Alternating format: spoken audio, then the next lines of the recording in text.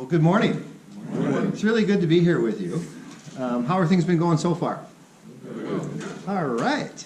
All right. Well, we'll hope that trend will continue. As John had mentioned, I do travel a lot. I just got back from Kenya last month. That was my 28th trip over there. And these are some of the photos of the young and the old and the in-between. That was a wedding I went to. The road was impassable, so we had to hike up our trouser legs and walk through the mud it was about a mile and a half to get to the church. It's not uncommon over there. It's a slum in Nairobi. These are the ladies there in Rwanda. These are the kids in Rwanda. They all have to wear school uniforms over there. And they have to pay school fees. It's about $25 to $29 a month. These are kids in Rwanda. They play with plastic grocery bags, and they form them into soccer balls because they call it football over there.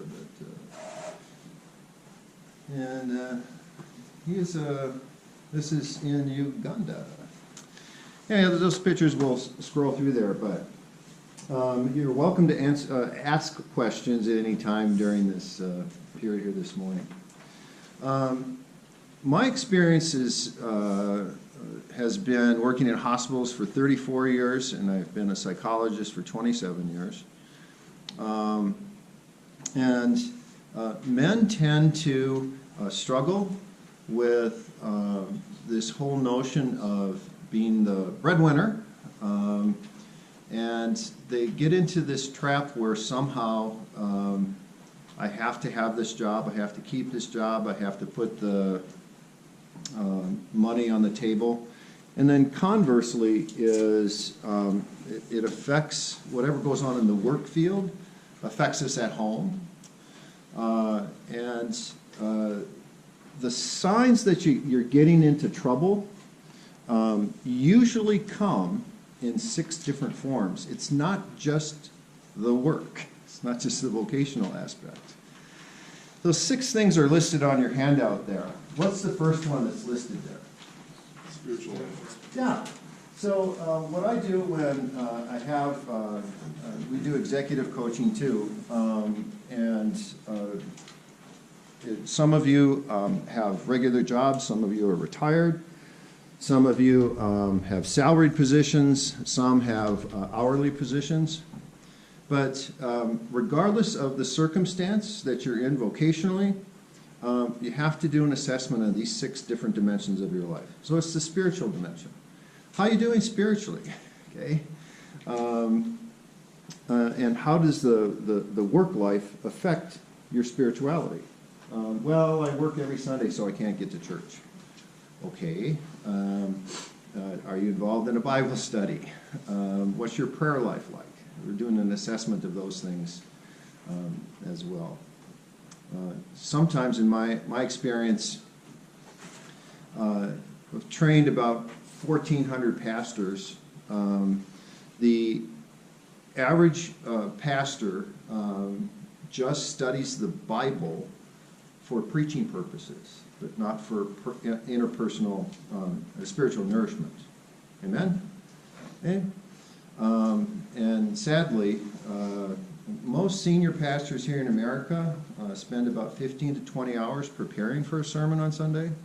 In East Africa, it's about an hour. Sometimes it's 15 minutes. So they're not really even getting fed when they're preaching. So take an assessment of your own spiritual life now. You know, what are you doing? You have a leadership position in the church? What's your prayer life like? What's your quiet time like? If you have families, what kind of spiritual role do you have in your family life? Are you the leader? Do you try to be the leader? Just take a moment to just assess that for you right now, and what impact your work life might have on your spiritual life. You don't have to say anything, by the way. The first dimension is the spiritual dimension. What's the second one?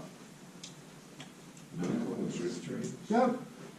How is your work impacting your medical needs or problems? For example, my sister is a school teacher. Anybody here a teacher? God bless you. What do you teach? Math, freshman, And what grades? 9th grade. Oh, you should get like, you know what? You should get $1,000. John, pay him. Extra. Just double the salary. It's funny when I was when I train these pastors, and I joke if they come up with the right answer, I say, well, fine, you get 10,000 shillings, and so I tell the leader to pay him, kind of thing. 10,000 shillings is roughly $100 in Kenya. I had one guy, he didn't realize I was joking. He came up and he wanted his 10,000 shillings. I said, calm down. No, he was he was angry. He didn't get it. And you're a pastor? Wow. My sister is a teacher, and this past year there's lots of demands on teachers. There really are. And if you don't know that, you're a fool.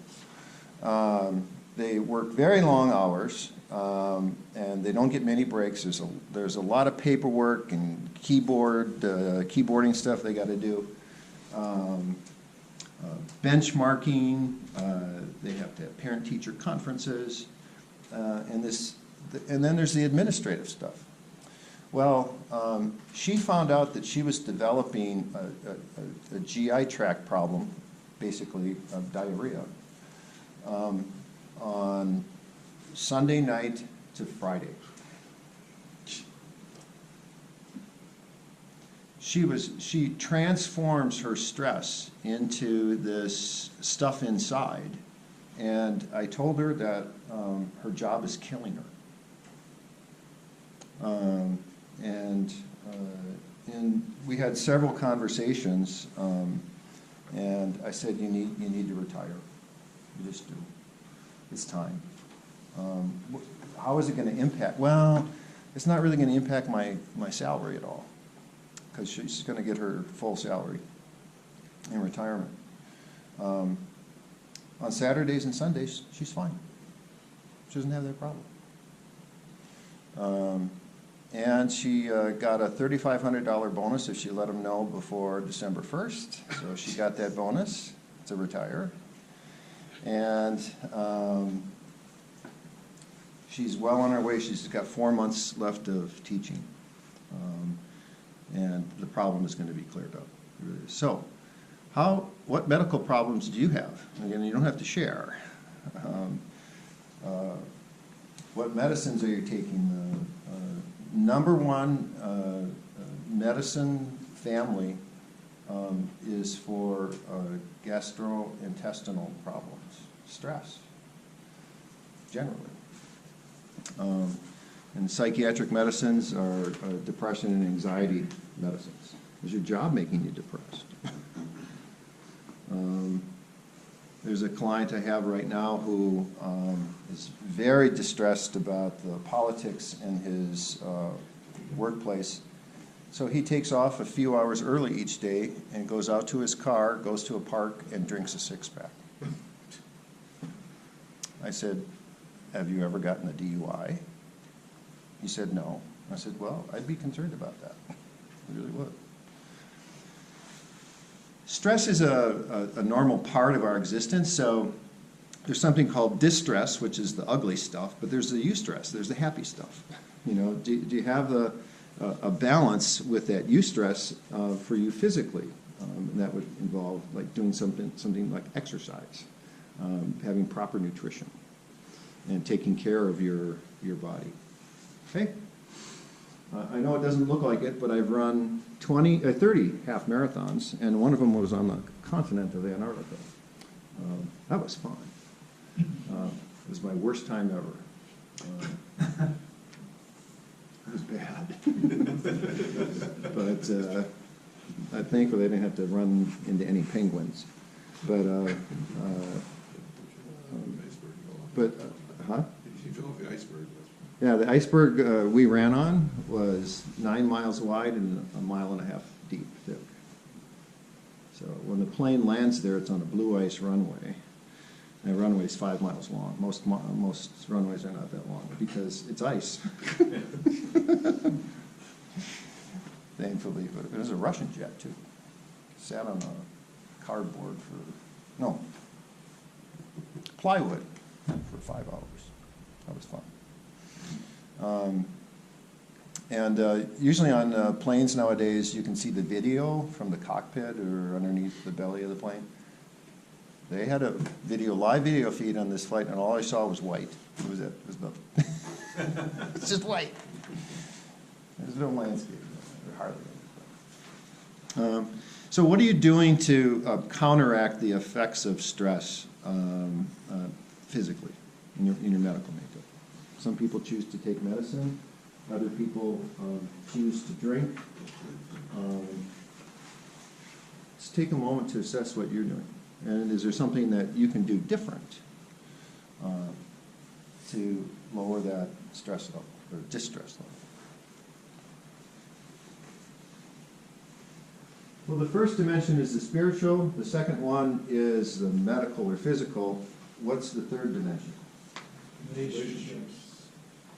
How are you doing in your relationships? How does that work life impact your relationships? Perhaps with your spouse, a lover, children, parents, brothers, sisters, neighbors.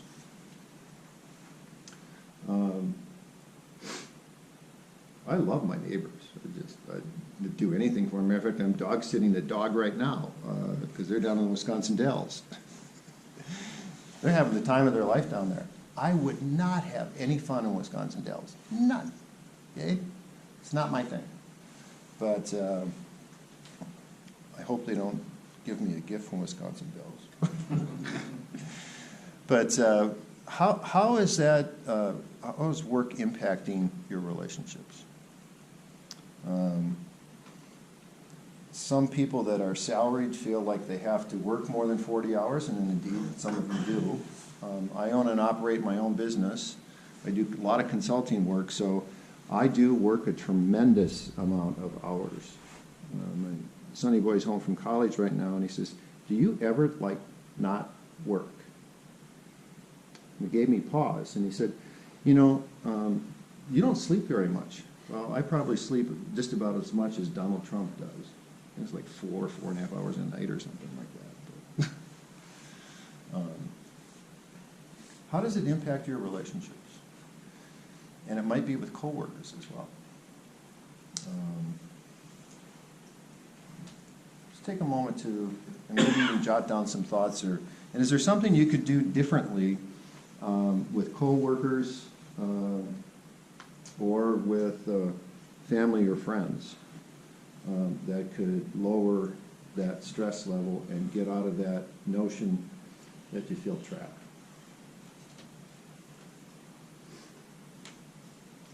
I hear the word frustration a lot. I'm very frustrated with work. Frustration is two emotions combined together. Does anybody want to guess what they are? What would one of them be? Anger. Anger, absolutely. That's what the other one is. Helplessness, feeling trapped. So the way to lower that frustration level is to deal with anger in a healthy way, or to set a healthier boundary, or so you don't feel so trapped. Okay? When I'm on call at the hospital, and I'm on call at the hospital this week, I have to have my cell phone with me because they call my cell phone. I used to have a pager. Thank God I don't have that anymore. But I have to tell my clients and my staff members, I give them my phone and I say, if it rings, I have to answer it. But if there is a client, I've never had a client say, don't do that, don't answer the phone. But you just have to prepare them in advance. But, you know, there's one thing you can always do with this. Guess what it is? Turn it off. Just turn it off. There are times that I do work after people have gone to bed. And that's fine. It works for me. It should be. And only in my own business, I have to do month-end stuff and paychecks and all that other fun stuff. I could give that over to somebody else, but then I have to pay them money to do it. And I like money. Okay, so the first dimension's what? Spiritual life. Yep, assess your spiritual life and how work is impacting that. What's the second one? Ministry. Yes, the physical or the medical, and assess how work is impacting you and what you can do to counteract that. The third one is relationships, your social life, and how is work impacting that, and what can you do differently to alter that or control for that. And what's the fourth one? Cognitive and mental. Cognitive and mental. So it's like, if I were to ask you, and you don't have to answer, if you want to, you can, that's fine. If I were to ask you, can you tell me about your workplace? What do you think about when you think of your workplace? It's really assessing kind of like what's your mindset. Do you love going to work? I hate going to work. I don't mind going to work. That's okay. But the way we think impacts our emotions. They just do. There's this old James Lang theory of emotion that emotion comes first and then action follows, or action generates emotion. But how we think impacts our emotionality. There's a great book called Feeling Good, written by David Burns. You don't have to buy it, you can if you want to, but it just basically says that we have 10 unhelpful ways of thinking that impact our mood. And one of them is all or nothing thinking. It's all black or white. It's good or bad. Another one would be overgeneralization. Another one would be mind reading. But there's in our industry, we just call them cognitive distortions. It's unhelpful ways of thinking. So if you want to change your mood, Dr. Burns says, change the way you think. My boss is a jerk. Well, it's called name calling. And these automatic thoughts that come into our head, can we alter that and say, you know, my boss is under a lot of stress and I'm going to pray for him or her. It's really kind of funny. There's the two golden things from the Old Testament that are repeated in the New Testament, and that is to, number one, love God, right? And number two, love your neighbor as yourself. Jesus comes along and adds a third thing in there, and that is love your enemies. So that's tough. I've had my fair share of enemies in my life. Maybe you have too. And that's one of the toughest things I have to do, is to pray and love for pray for my enemies and show love for them. That's not a natural thing for me to do. It might be for you. If it is, you can come and train me. All right, so what's the next one listed there? Behavioral. Basically, how does your work impact your day-to-day functioning? So what's a typical day like for you? I work with police officers and firefighters. A couple of my brothers, adopted brothers, are firefighters. And they work these 24-hour shifts.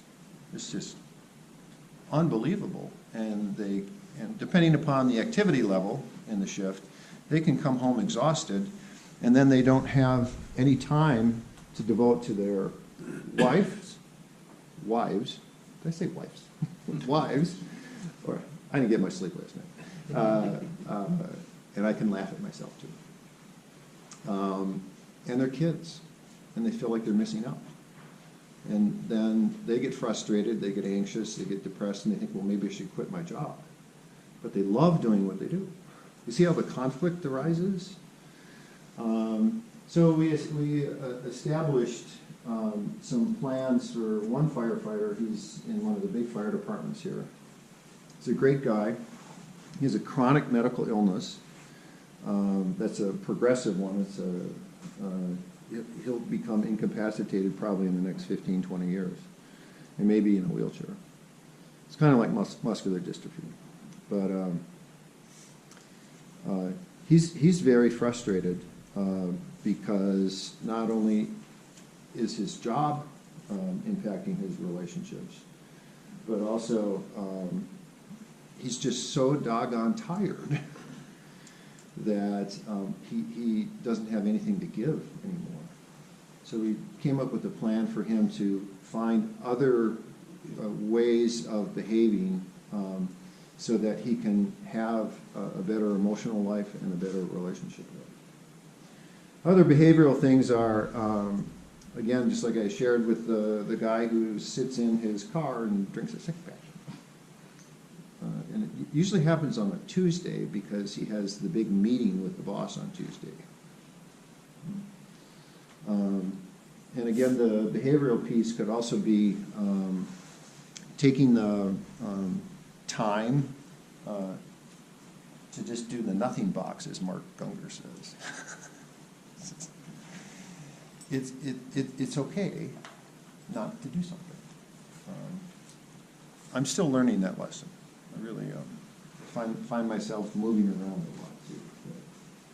Okay, and then what's the last one? Emotional life. In East Africa, it's kind of funny. I train pastors how to be effective counselors, and then I also train them on how to interpret the Bible or hermeneutics. When you ask an African how they feel, they usually say bad or good. Does that remind you of anybody? Well, bad or good is a moral judgment. So it's really looking at identifying emotions such as happy, glad, sad, afraid, ashamed, angry, or hurt. It's beginning to develop a lexicon or a word, or like a dictionary of emotional words, to say, this is how I'm feeling. And typically, depending upon the environment you were raised in, that may or may not have been an okay thing to do. It wasn't okay in my family to do that. It's probably why I'm a psychologist. It's like, really? People have those feelings? I didn't know that. And they could express them, and they could express them in a healthy way? Wow. But you also have to be prepared because that person might not be prepared or ready to receive that. It's the old saying, and my mother used to say this, what are you crying about? I'll give you something to cry about. Okay, I'll stop crying then. But rather than saying, tell me what's going on. I remember my nephew, he was hiding underneath the dining table. He was like 3 years old or something, maybe 4. And he was crying. And I just went underneath there and I said, what are you feeling sad about? Giving them permission, even young kids, giving them permission to have those strong negative emotions, we call them. Funny story, when my son was in junior high and high school, he would come home and Lori would be in the kitchen, and he'd go around the staircase and go up to his room. And she would say to him, what do most parents say?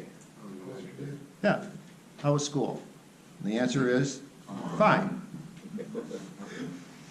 Well, she would get frustrated, and so I changed this into, Alex, tell me something good that happened today. That's not a one-word answer. Got an A on a test. Okay, good. And then training them to talk about these things, it got to a point where he would come home and he would talk nonstop for like 15 or 20 minutes. I created a monster. And finally one day, he worked himself into a frenzy, and like he was like, and he said, and you, next to Jesus Christ, you're the most consistent person I know. And I said, thank you. And he looked at me and he said, you always do this to me. And then he ran upstairs. And I thought, wow. I wasn't offended. I didn't think he was disrespectful. You know? So the other person has to be prepared, and we have to be prepared too for this kind of stuff. Don't ask the question if you don't want to know the answer. Okay? Remember, Lori came home one day and she slammed the service door into the garage, and she slammed her stuff down on the kitchen counter, and she looked at me and she says, don't try and solve this problem. I just need you to listen. Oh, okay. That's good. That's good. And I listened. You don't have to solve everything either. So, realizing it's important that not every problem is our problem. There are limits of responsibility. Any questions about those 6 different dimensions? Pastor Dennis Episcopal of Appleton Alliance says when a person comes in for counseling, he wants to know 2 things. He wants to see their daytimer and their checkbook. Because how you spend your time and how you spend your money says a lot about you. It says a lot about me, too. So you can add in the financial piece in there, too, if you want. All right, so on the card that I gave you, the 4x6 card, you can use that as kind of a something you can carry around with you or put in your Bible. And you can transfer the 3 things that are written on the bottom of your handout. Does everybody have a handout? Yeah? Okay.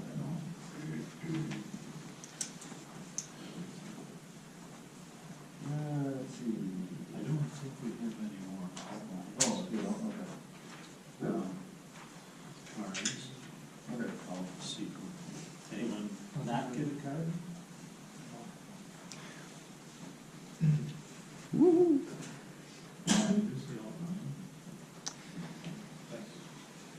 These are 3 questions, okay, that you can use with just about anybody in any situation. But I want you to do it for yourself today, especially as it relates to the distress, as it relates to work, but it can also relate to anything else. The first question is, what is happening now? So if you want to fill that in, you can do that. What is happening now? It's question number 1. That's second one. Question 2. Oh, I'm sorry. Thank you. Number 1. Thanks. I told you I didn't get much sleep. Question number 1 is, what is my purpose? What is my purpose? What is the reason I exist? Why do I live, breathe? What is my purpose? What is the meaning in my life?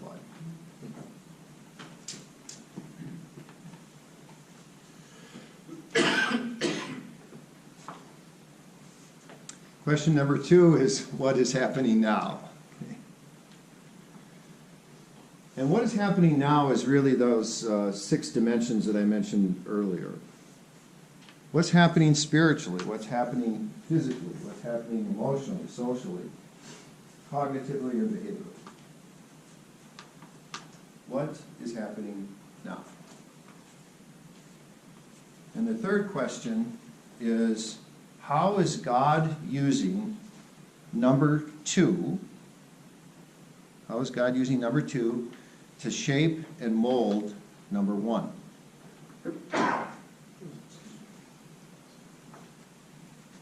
How is God using number 2 to shape or mold? It's difficult to translate that word into Swahili, by the way. But shape or mold, number 1. Can anybody, all of these 3 questions are contained in one verse in the Bible.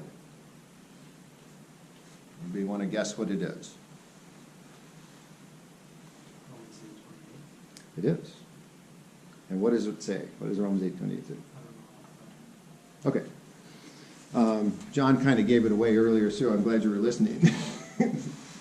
But, for we know that God causes some things to work together for good, right? All things. My Bible says some. What version do you have? 90. Oh. You should get the Dr. Frank version. All things. But most people believe it says some. And they act that way.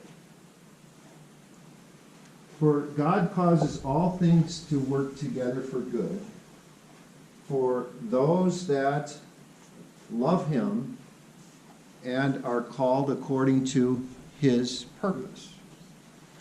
So, what I mean by people think it says some or act that way, or they kind of know cognitively it says all.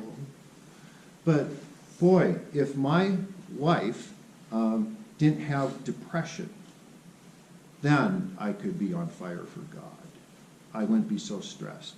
If I wasn't so fat, if I wasn't abused as a child, if I had a better job, if my kids respected me,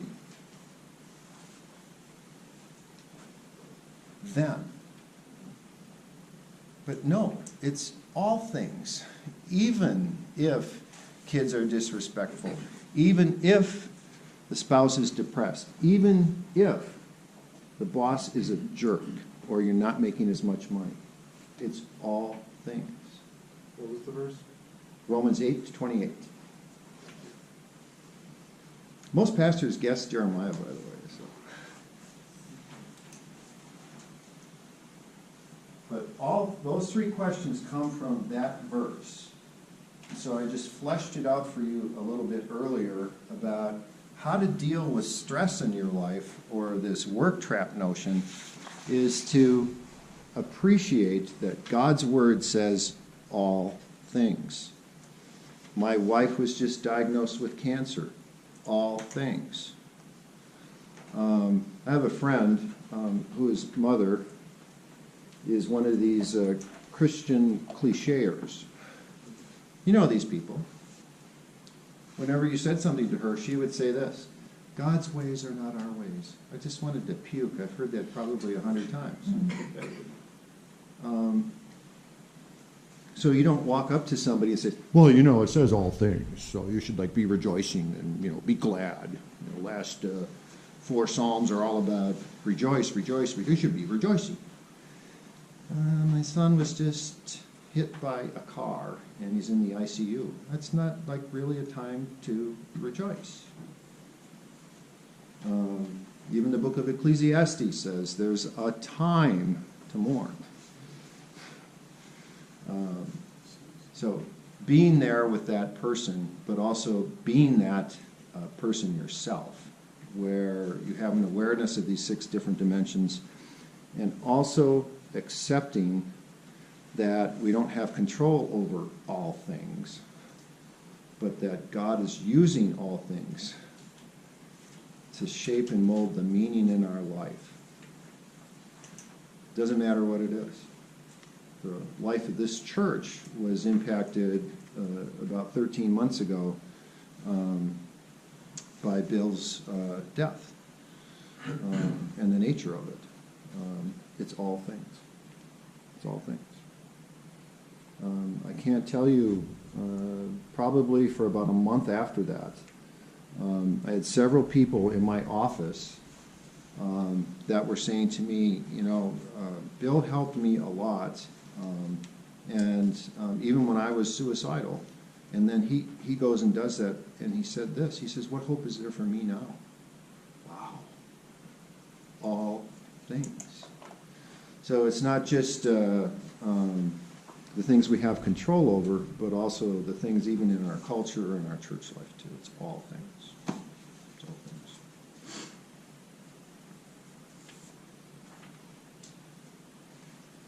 Any questions?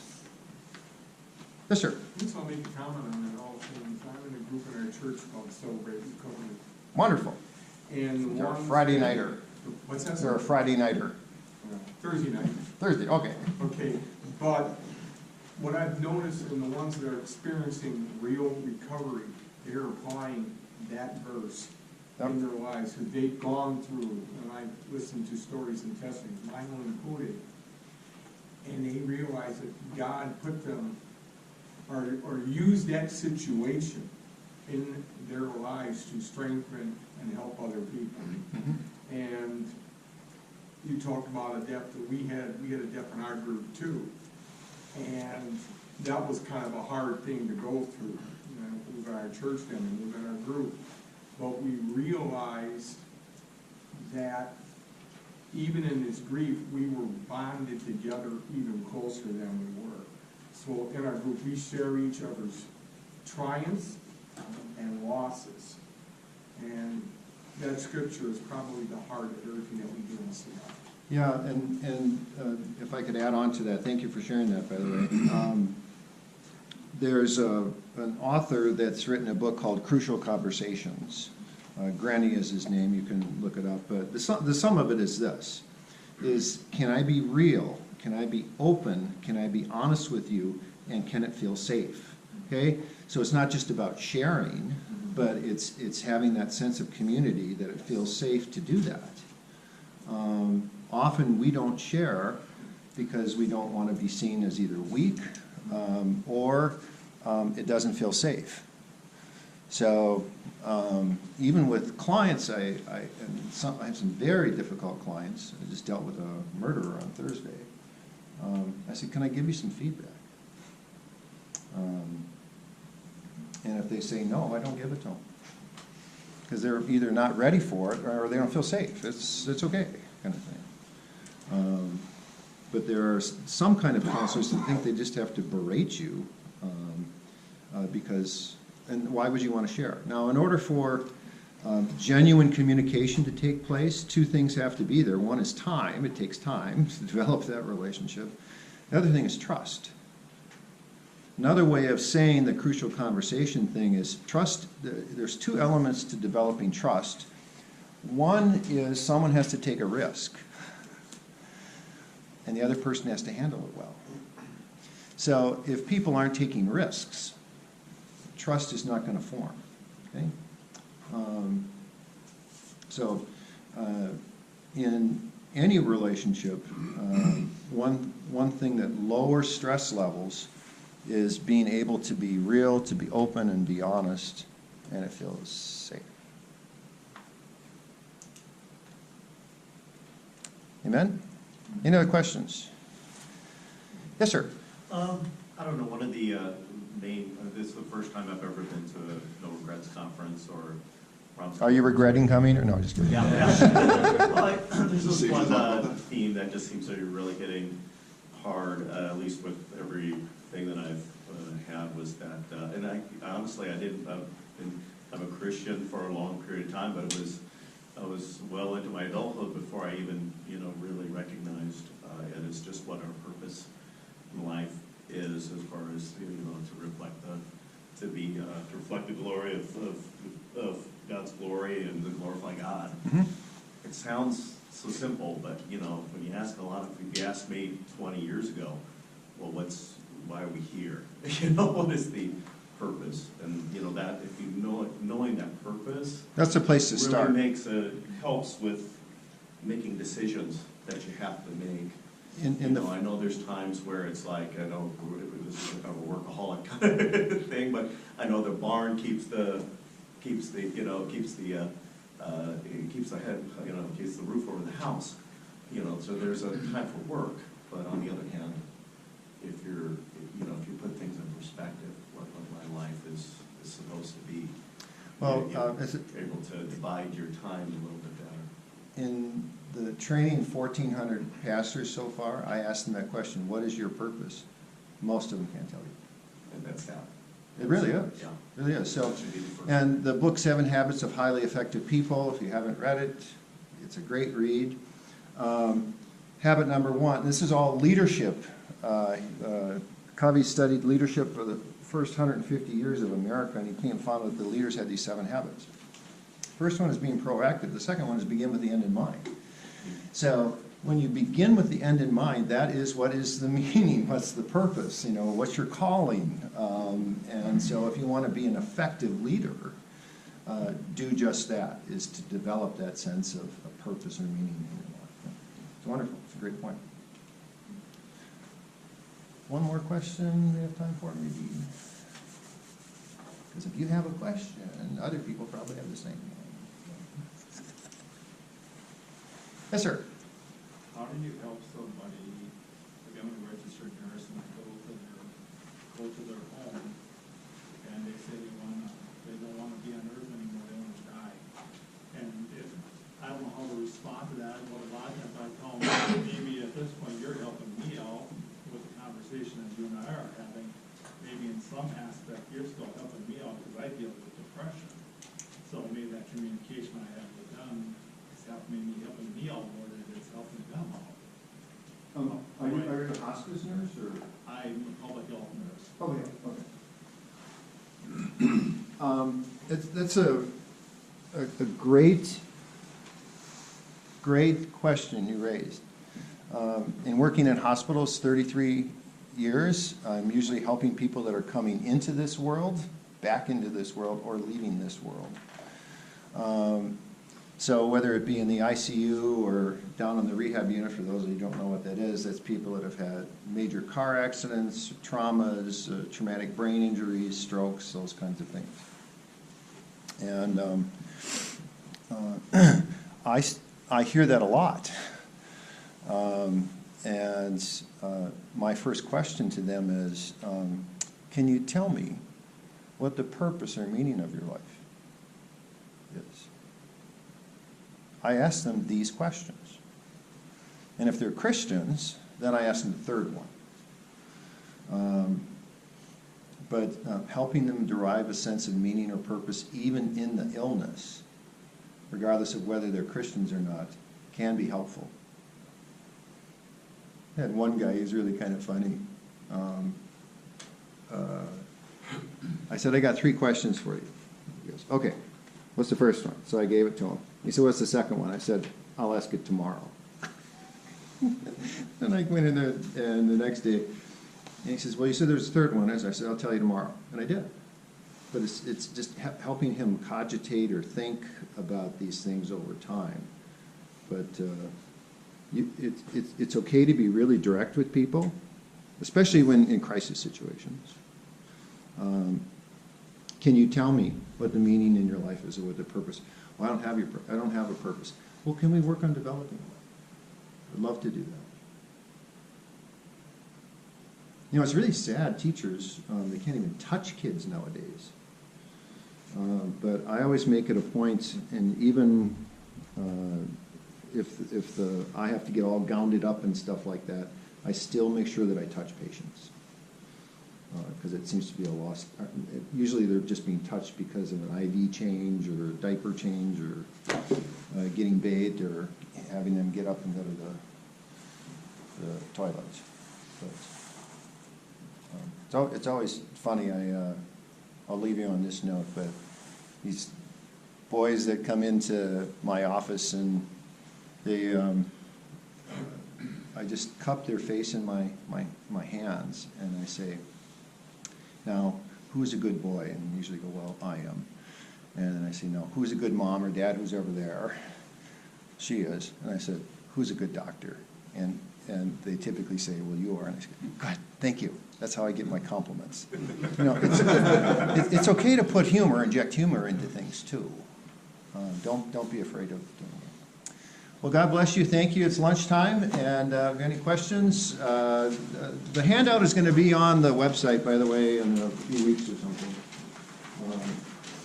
But you're welcome to steal those ideas and use them for your own.